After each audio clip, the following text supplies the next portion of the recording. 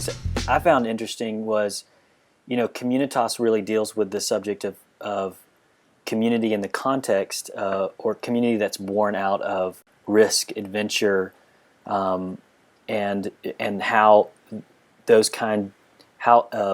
pushing the outside of the comfort zone can pull together a community in a way that just having community cannot.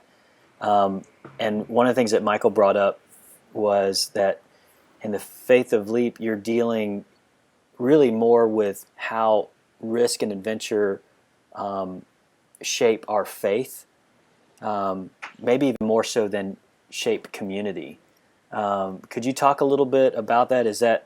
Am I reading that right, or maybe just give a little premise for the book and kind of why you wrote it? And good. It started off as a attempt to try and elaborate on the issue of communitas, right? Both of us have kind of explored the ideas. I mean, me and the Forgotten Ways and him in Exiles, kind of feeling that it's something very significant for us at this time as we, as the church is, experiencing some of the turbulence that comes about from being, cast out of the center. Decentralized, which is actually one of the things that Turner, the original guy, comes up with the terminology, is when you decentered, and so we find ourselves as a decentered church. You go on a search. So in a sense, we started. Well, we'll write a book on. In starting there, we realized, you can say maybe 3 chapters, or you can really go vague on it and stretch out a book on it. Just on the community aspect, we began to realize that actually the bigger the precipitating factor of communitas is actually liminality. And when you look at liminality, which is this idea of being decentralized, marginalized, disoriented, in danger, that creates the communitas experience that you've suggested, actually is the thing that's worthy to be explored. And that when you look at the scriptures themselves, that really most of our theology, our densest kind of downloads of theology that God gives, to His people in history, it doesn't matter where you pick in the Bible, the densest pieces are in contexts of liminality. And you begin to really realize, actually, with liminality, it's just a fancy way of saying, faith, and as the Bible understands it, the standard form of heroism in the Bible is the faithful. And when you realize what they mean by faithful, it's it's people who are willing to undertake an adventure, a journey, put themselves at risk. There's something fundamental about that. So, the book is really an elaboration of that and its implications of, say, adventure and risk and courage. Kind of they combine for issues of personal spirituality, mission, church planning, or just church in general, leadership, discipleship. All those things actually come under the rubric of what it means to be adventurous. Yeah, even our theology and how we think about God, we even kind of do a little bit of an exploration of that. One of the things that you've mentioned before is how the gospel really messes with our cultural sensibilities. So the tug that we have in the West towards ease and comfort, towards convenience, kind of the middle class sensibilities that we have. Why do you think that security, that ease, that comfort, why is that such an innate part of our culture, and why is that there, and why is it so appealing to us, and what are you trying to accomplish with the book and pushing back against that kind of downward pull towards security and ease and comfort? Yeah. Well, actually, again, going back to the issue of liminality, it's interesting that the people of God were probably at their worst when we're at times of too much ease or comfort. Beware lest you get in the land that Lord your God has given you and forget the promises, forget the task that is also before you. It's very easy to forget God. The other thing is if, in the New Testament church, the Laodiceans are taken to task, in the book of Revelations, because they live in the land of ease and comfort. They live in the, equivalent to America, I guess. And and so, one of the things that we need to be aware of is that middle classness itself actually is built out of this need to kind of secure yourself against the vagaries of the universe, the dangers it represents to our sense of safety and security. And so, it's quite an obsessive side of our middle classness, which is really so much part of evangelical sensibilities. And so we need to realize that actually not all things middle class are good. Some things are great. I mean, I believe in education, and I believe in having a healthy life. You don't want to live in terrible liminality all your life. I don't. But I do also want to be in an adventure. I want to experience life as it's meant to be lived, not in a cocoon. So I think we've got to take that on, because security and safety become an idol, and in the name of that idol we attenuate the faith, and we cut it down to size, and the gospel itself becomes cut down to a controllable, domesticated gospel. I think that's very dangerous. Yeah. What? So, real quick, can you give us a quick definition of liminality and how you address that in the book? Yeah. Well, liminality is again Victor Turner's term that he uses as the precipitating factor for communitas. Liminality, it comes from the Latin word limen, which means threshold. It's being in a threshold experience, in being out there, maybe in a very pop way of saying it, being put in a context where you don't know what you're doing. You're in risk. You're in a space where your ordinary maps of how you understand things are being challenged, and so you have to kind of undertake to draw inwards into yourself, but also into the kind of the assets that communities have. You have to delve deeper in order to kind of recover and to negotiate your way through it. So liminality is a very, very useful way of kind of testing the faith. And I think probably using the word testing, it's interesting how the Bible does say that we are tested, and I guess that's kind of another form of liminality, is when we put to the test, and in the testing period, as much as we hate it, actually is a time of growth. Or when you're tested, you might not be up to it either, but you need it.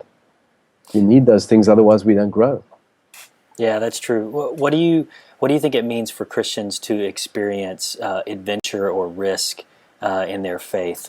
What does that look like, and biblically, what are some pictures we get of that? Well, I think the idea of being willing to put ourselves to undertake the adventure. It might simply be going across the road. For some person, that might be the biggest, riskiest thing you can do, is just to reach out to the person across the road. For some of us, it might require more, where we might be more comfortable with that, but I think in a sense we need to kind of push out a little bit more. Not in the interest of becoming adrenaline junkies. I don't think that's what we're certainly not on about that. In fact, the last chapter in the book is actually about learning to, we say that, to grow home, not missionary go home, but missionary grow home. In other words, incarnation.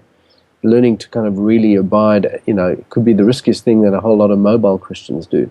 I mean, mobility is so much part of us. When things get hot, we move, So we don't even know how to go along with people. And so one of the risks is actually to stay. I will stay. I will love this neighborhood. We will learn to romance it. We'll learn to kind of be attentive to it, and we'll be spend our life in kind of loving some people. So learning to love place and a people is a form of risk. Can you dig into that a little more? Because I think what you just said was really, really important, and maybe the penny dropping for some people specifically is. So what you're saying, risk may involve selling everything and leaving, and it may involve keeping everything and staying. Absolutely. Yeah. Can you tease that out? How do you deal with that in the book, and how do you encourage people that are going to read the book about what risk might look like in their life? Yeah, so I think you've stated that for some, and at the moment in my life and Deb's, we would say that we were called on an Abrahamic journey to leave the comforts of home where we were, and it was really coming together after many years of hard work in Australia. It was a silly time to leave in so many ways, and people told us that, and really by any accounts it was stupid. But we felt that God had called us, and we're still on the journey. We don't know where we're going to go to. I have no idea how long we're in America for, or where it goes to from here. And you know what? We're enjoying that. It's fun. Honestly, I can say at 51, I think that's. I made it a spiritual discipline years ago to do one more silly thing every year. To take one, and I don't mean in a stupid way, but actually ensure that as I got older, where the propensities when you get older is to look more for safety, security, but actually to do something that was testing that and actually putting myself at risk. And I think the last great one was coming here, and it's turned out really wonderful to see how God has really opened it up. And now I don't know where the next piece is, but we were open to go wherever God wants. So that I'm not saying that some people actually leaving is actually a great challenge, but actually for most, one thing we realize about America, and it is more so America, although it's definitely part of Australian culture, is that most Americans, if you ask where you're from, they will say, well, I'm born here, I was raised there, we moved to so-and-so, at least they mention 4, 5, 6 places to where they are now. And you realize, there's a lot of mobility here. There's a lot of broken relationships. No wonder people don't invest in place or in relationships, because if I'm only going to know you for 2, 3 years, well, dude, we're going to have a 2, 3 year relationship. I like you, but we're not going covenantal distance with you, And so we've lost the sense of covenant, to covenant with a people and a place. I think something deep is lost in that, particularly for the incarnational stuff. This is my people. Where you actually adopt a people group when it's not so cool to do so. Might be the most risky thing, the most adventurous thing a person might ever do. Particularly if everything in the wiring or the software of the culture is telling you to move. Yeah, that's good. I mean, that is such a. I think you've hit on such a key cultural, almost idolatry. At least if you're looking at younger generations, that mobility is such an issue. It seems like in our context, it's easier to call people to sell everything and go, or to give everything and leave, or to go there. Yeah, it's much more difficult to say, grow roots, stay here. The risky thing, the adventurous thing for you to do is actually get past your idolatry of moving on and stay somewhere for a while and actually grow some roots in real relationships. Absolutely. I've never heard it put that way, but you're right. You're spot on. I mean, that is the defining thing of our generation, is just moving from one place to another. And if it doesn't work out, then we'll see if it works out in the next 2 to 3 years. And if that doesn't work out, then we'll just see if it works. And that's maybe the risky thing, the adventurous thing. Maybe the thing I need to do to put myself in liminality, or we need to do to put ourselves in liminality, to stretch our faith, to test it, is to stay. Yeah. To grow home. Yeah. And it might not be all exotic, or, in fact, it might be the least exotic thing to do. However, if one's in a very kind of a leafy neighborhood, and it's all, it's all kind of a Sunday walk, how do we experience something of the adventure that we call to in a suburban kind of environment, which actually everything about the suburbs is designed to keep you nice and inebriated, to keep you kind of, in this cocoon-like experience, learning, to kind of somehow see through that might be the biggest challenge too, Yeah. But everyone wants adventure. So why do we go to the movies? I think the average amount of movies everyone sees every year in America is about 200 or something. It's quite a lot of movies. Yeah. I mean, what's behind most movies is the kind of the very structure of what Turner was talking about is where you find yourself in a location where you're in safety and security, and almost every movie follows this pattern, right? it's in Vogler's kind of structure of myth too, and the hero myth that he was drawing from Campbell, which we talk about in the book. But you can see, use the kind of the 3-4 cycle of what Turner was on about, where every movie has a person in location, and then they dislocate it. They put in a situation where, oops, something fundamentally went wrong. It could be the spy adventure, or it could simply be something's gone wrong, or it's got in a crisis. Like the decentered thing that you mentioned before. Yeah, so you're decentered, and then something happens to recalibrate a person's life, and others come into it, or to resolve the problem, and then it goes back to normality. It's a new normality. Now, that's really what Turner was talking about, is that actually liminality is, and the communitas that results from it, is actually the cycle of renewal for culture and societies that really, by actually engaging in a real experience of adventure and taking risks, is actually good for a community.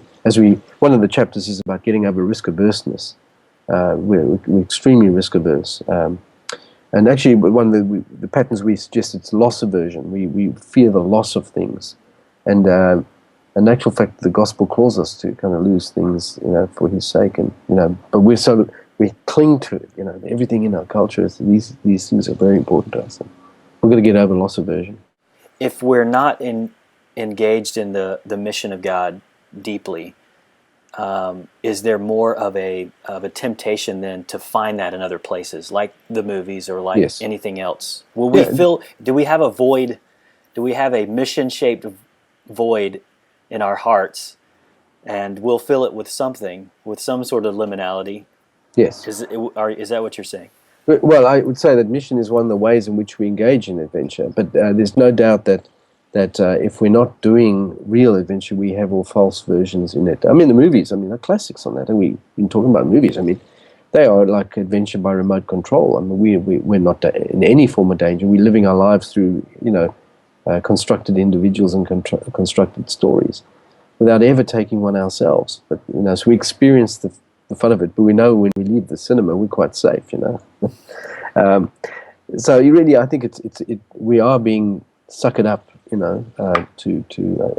the point is that there's a loss of humanity in it. One of the quotes I have in there is a guy called Richard Tregaskis, who was a war correspondent in the Second World War, and he talks very profoundly about how when the bullets are flying and there's a thrill in it, almost a sense of like a life is focused to honed to a very clear understanding of what life is on about.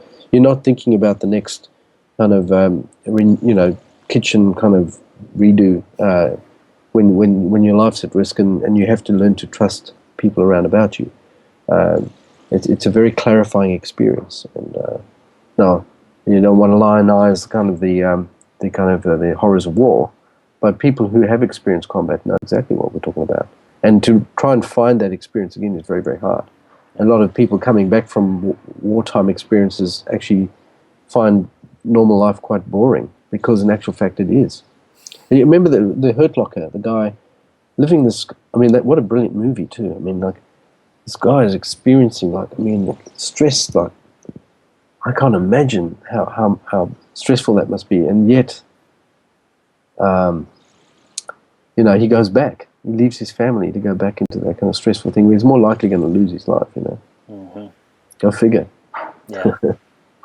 So I think we need to have healthy... Mission is a wonderful way of engaging in things that... Mission is by nature risky because it calls us out of ourselves and to engage the other and to learn to sacrifice something and to give and at a cost to ourselves. And I think it's a very healthy disciples' way of actually engaging in an adventure beyond ourselves and seeing real change in the world, not some movie-based kind of experience. Well, Alan, I'm excited the book's has come out, and we're excited that you and Michael finally put your heads back together and wrote another book, and excited what this means for the church in general, and I think for believers who are, walking in faith and wanting to kind of move out of their comfort zones into areas of risk and adventure, whatever that may look like for them. So appreciate you writing it, and the faith of leap. Excited. The faith of leap. Here it is. There Gotta it get is. right in. Thanks, bro. Appreciate your time today. Okay, thank you too, Stu. God bless you, brother. See you.